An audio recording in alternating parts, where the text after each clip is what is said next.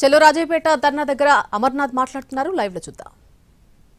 వారు జగన్మోహన్ రెడ్డి గారికి ఒక రిప్రజెంటేషన్ ఇవ్వడం జరిగింది.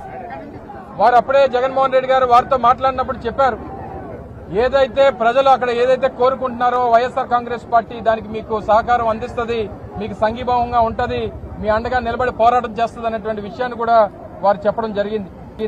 అందులో భాగంగానే పార్టీ సీనియర్ నాయకత్వాన్ని, ముఖ్యంగా శాసనమండలి ప్రతిపక్ష నాయకులు పెద్దలు శ్రీ బొత్స సత్యనారాయణ గారిని, అలాగే మాజీ మంత్రివర్యులు ఉత్తరాంధ్ర కోఆర్డినేటర్ అయినటువంటి పెద్దలు కన్నబాబు గారిని, వైఎస్ఆర్ కాంగ్రెస్ పార్టీ ఉమ్మడి విశాఖపట్నం జిల్లా నాయకత్వాన్ని అంతటినీ కూడా వారి వెంబటి వెళ్లి వారికి సంఘీభావం తెలియజేయమని చెప్పి పార్టీ అధ్యక్షులు వారు ఆదేశించడం జరిగింది. అందులో భాగంగానే ఈ రోజు రాజీపేట రావడం, వారందరితో కూడా చర్చించడం, వారికి పార్టీ అండగా నిలబడతాదన్నటువంటి ఒక భరోసాను కల్పించడం, తప్పకుండా వారు ఏదైతే నినదిస్తా ఉన్నారో, ఏదైతే దీనికి వ్యతిరేకంగా పోరాటం చేస్తా ఉన్నారో ఆ పోరాటానికి వైఎస్ఆర్ కాంగ్రెస్ పార్టీ రాష్ట్ర స్థాయిలో మద్దతు పలుకుతుందనేటువంటి మాటను కూడా ఇప్పుడే పెద్దలు బొత్స సత్యనారాయణ గారు ప్రకటించడం జరిగింది. ఈ రోజు ఇక్కడ ఉన్నటువంటి పరిస్థితులు కూడా చూసాం.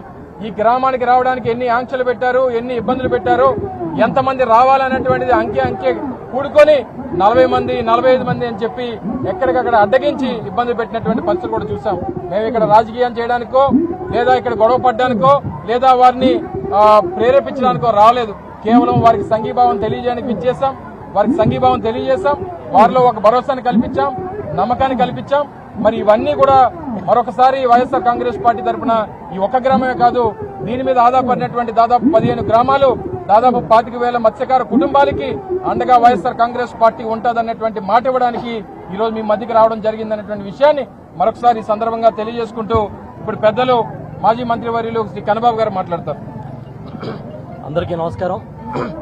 గౌరవనీయులు మాజీ ముఖ్యమంత్రి వర్యులు శ్రీ వైఎస్ జగన్మోహన్ రెడ్డి గారి ఆదేశాల మేరకు పెద్దలు బొత్స సత్యనారాయణ గారి నాయకత్వంలో మేమందరం ఇక్కడికి వచ్చాం.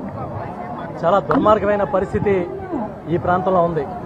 ఇప్పటికే చాలా ఫార్మా ఇండస్ట్రీస్తో ఈ ప్రాంతం అంతా కూడా, సముద్రం అంతా కలుషితం అయిపోయింది.